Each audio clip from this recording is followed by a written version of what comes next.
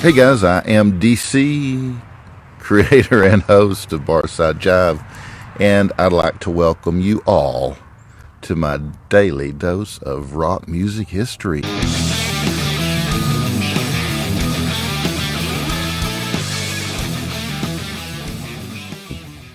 Today is Monday, November 25, 2019, 3 days till Thanksgiving. That's right, guys. Only 3 days till Thanksgiving. Great time to reflect on how each of us are. Great time to reflect on how blessed we are. And you are witnessing my Carnival of Love Tour Day 46. And remember, just 23 days till the end of my Carnival of Love tees and hoodies. That's right.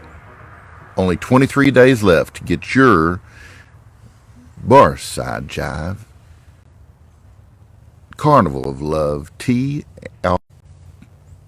Tees are 25 and hoodies are 50, guys. Get your official DC merch at bradjensenart.com.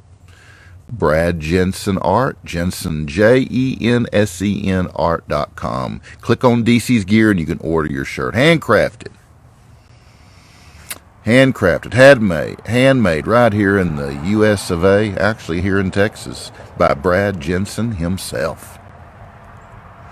I am coming at you live worldwide, yard side today, and it is a gorgeous day. Now, how about we talk some rock and roll?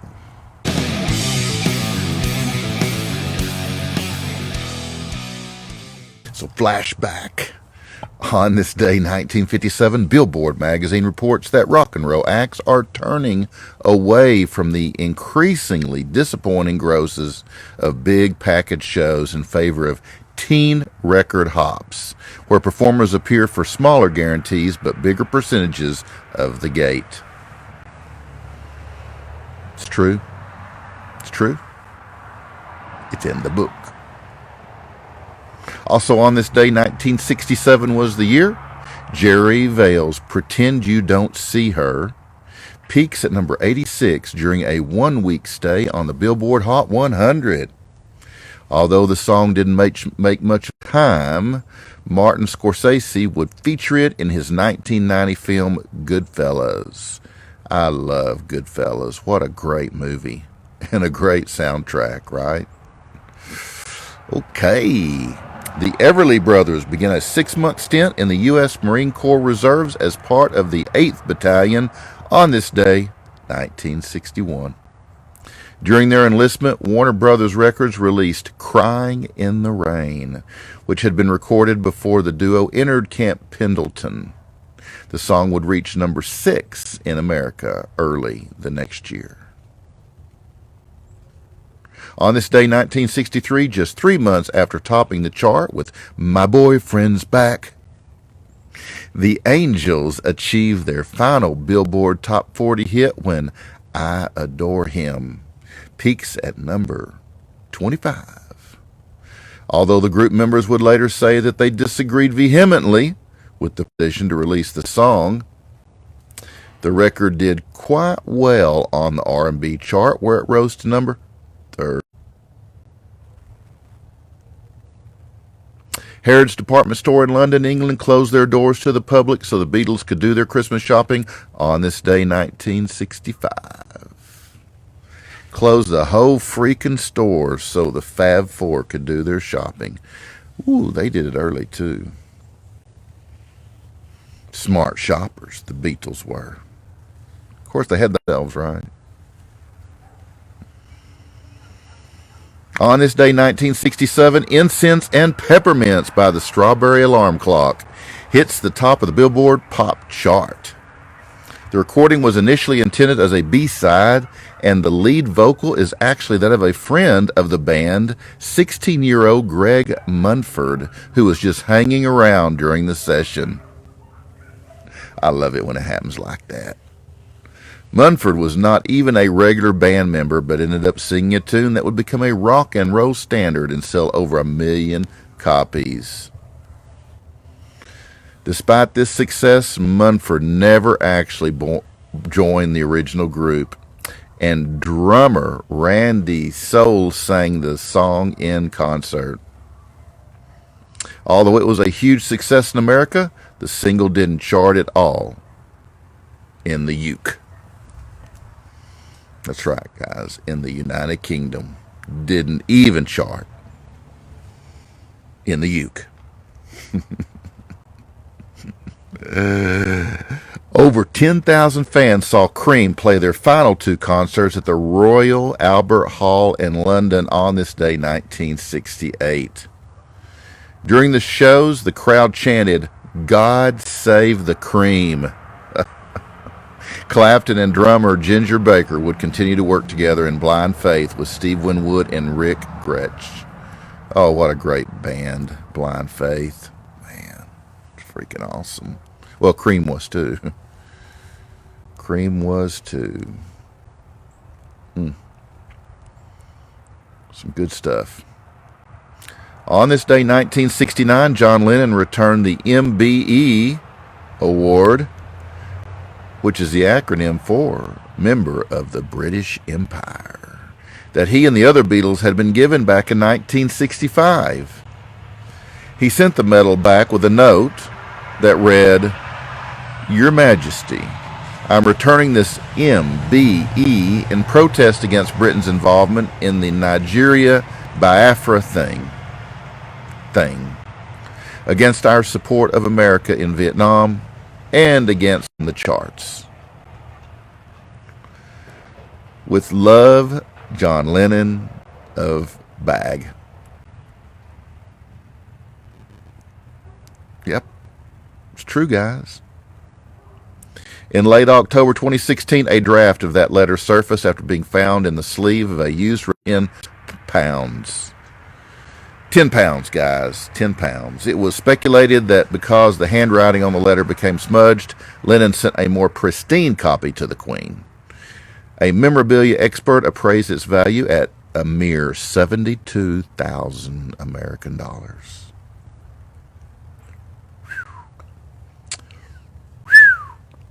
The three surviving members of the Doors tell Rolling Stone magazine that they are determined to carry even after the death of singer Jim Morrison on this day, 1971. Determined to carry on. But despite their efforts, they will officially, and they did officially disband in 1973. In September 2002, nearly 30 years to the day after their final concert, a reunited version of the Doors returned to the stage with a new singer, Ian Astbury of The Cult.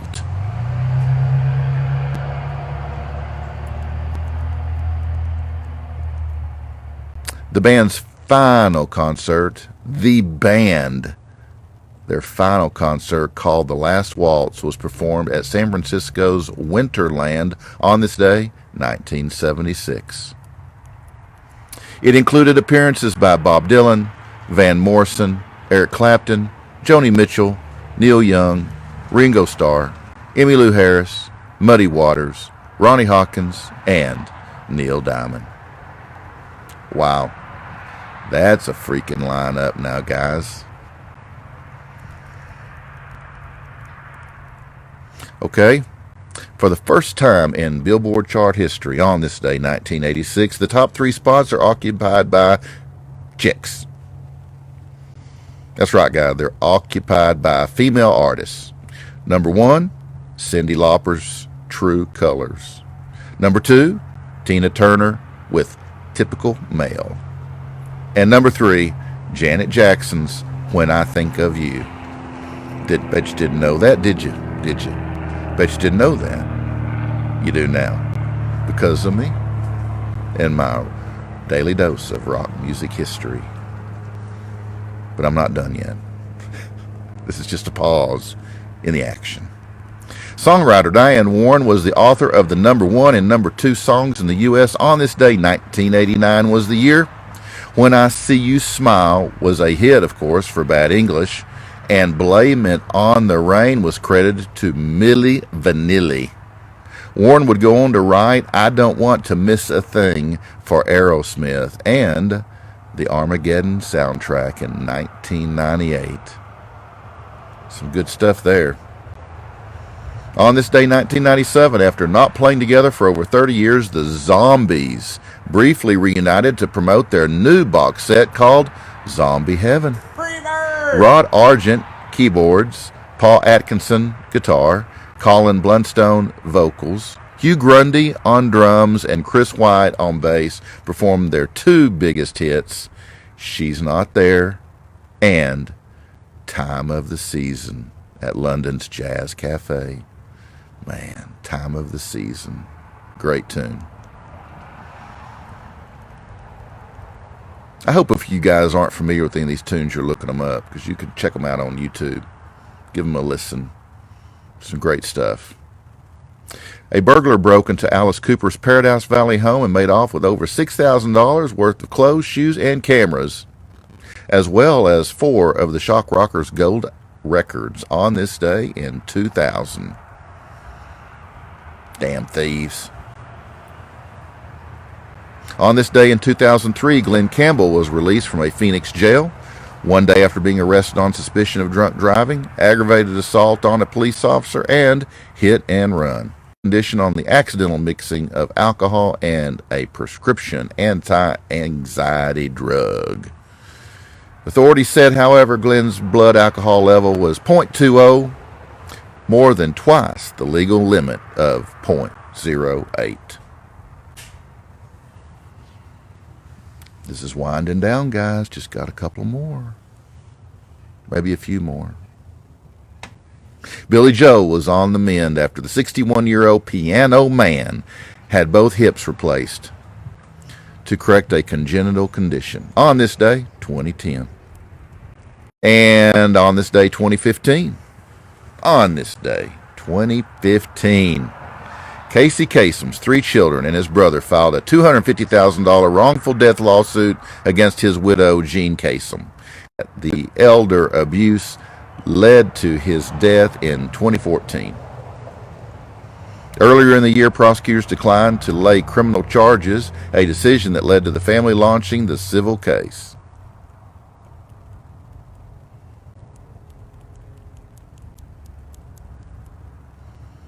You guys want one more? Just one more? I'll do an encore. Let me hear the applause. See some applause? I'll do an encore.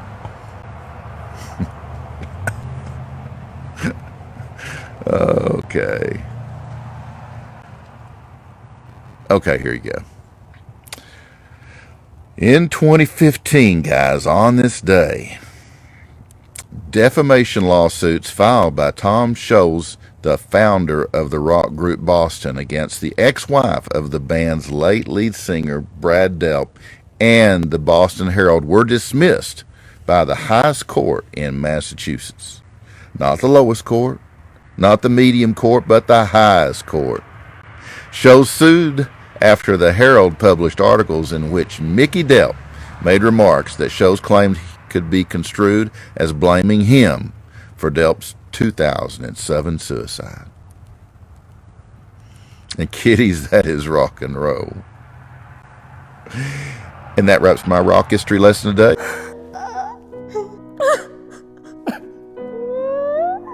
Dry those eyes, because there is more coming from me to you tomorrow and every day as I peel back those pages of my rock history book and share with you the past of the rock legends on my Daily Dose of Rock Music.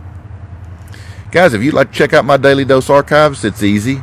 Just go to my YouTube channel, youtube.com/Barside Jive Live, and look in that Daily Dose playlist. There's tons there, guys, every day. And hey, what about some love, man? Show me some love when you get there. Click that big-ass red subscribe button and subscribe for free. Also, I cover rock news during my weekly live Tuesday and Thursday shows at the Vocal Media Studios in North Dallas, just like I will tomorrow night, being that it's Tuesday. Both of those 60-minute shows, Tuesdays and Thursdays that is, are packed full of music, including nationally touring singer-songwriters, as well as some of the very best tribute and cover bands in the country. And I highlight them during my live music showcase, guys. Live music showcase. Then, of course, I bring you my tipsy gypsy, Bree Akers.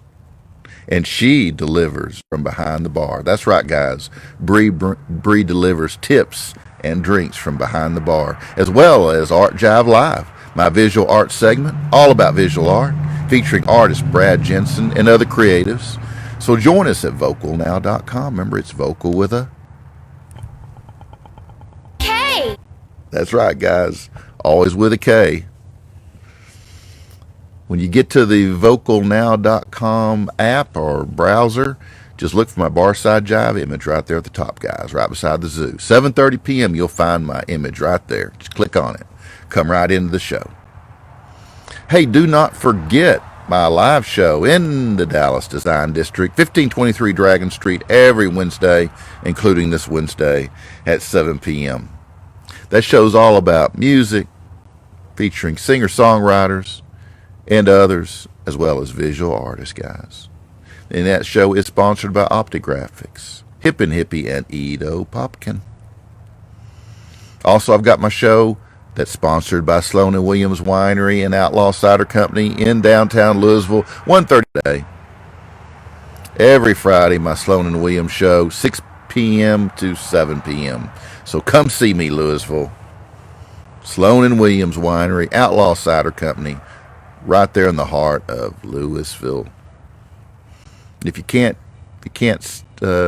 see it, for some reason you can't come in, just watch it on Facebook. Both those shows, Wednesday and Friday, because we're all over the Facebook, all over Facebook. Guys, you want to support this show? It's real easy. Just paypal.me, paypal.me/Barside Jive Live. We put the money to good use, that's for sure. Thank you guys for your loves, likes, shares, and I love those comments as well. Love to read those comments. Those are what make all this worthwhile. And that would just about be the only thing, but that does make it worthwhile. Be sure to check out my Facebook page, facebook.com/Barside Jive Live. My Instagram at Barside Jive. My website, barsidejive.com.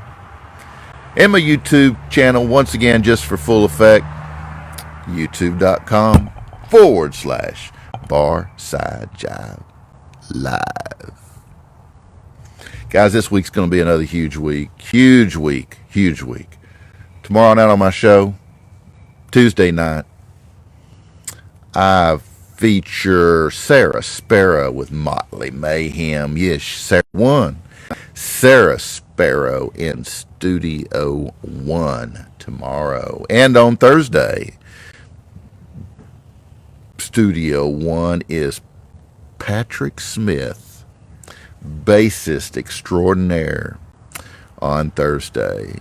So I got some great shows already lined up for you guys. I'm excited. And and then Thursday's Thanksgiving, so Mom's mashed potatoes.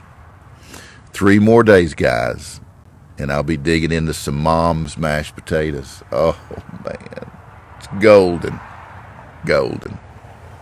Guys, I do appreciate you hanging out with me for my daily dose today. And remember to drink responsibly, and don't drink or even text and drive. Just toss that phone over in the passenger seat.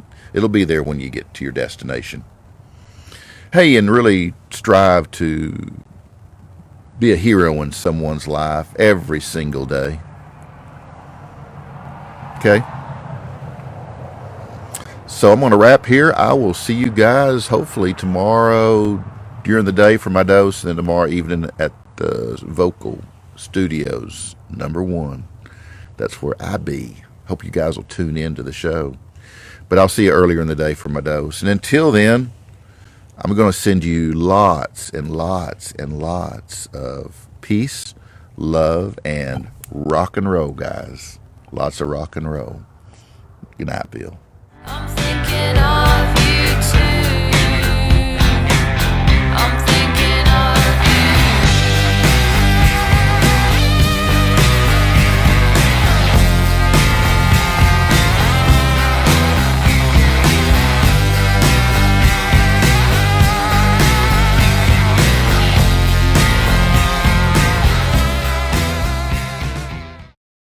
Is you ready, Ski Cat? What's up, Doc?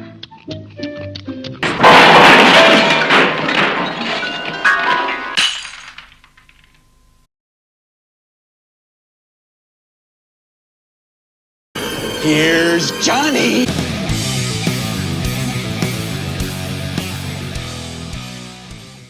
Have mercy.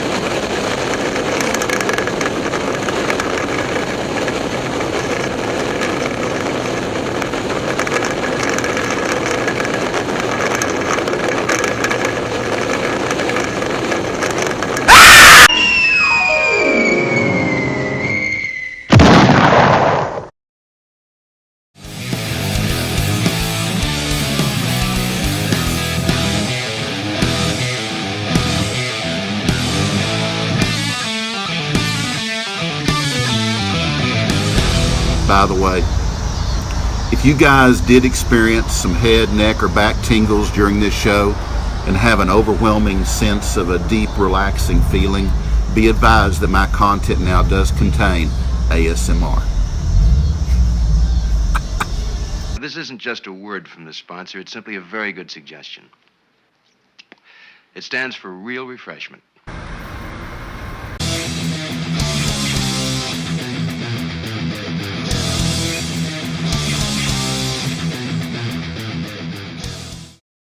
FarsideDriveLive.com. That's FarsideDriveLive.com.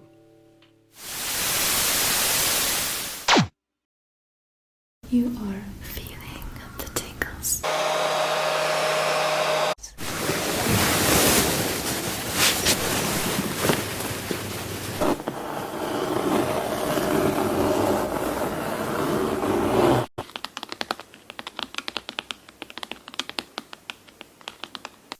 Calling these kinds of whispers inaudible whispers, inaudible whispers.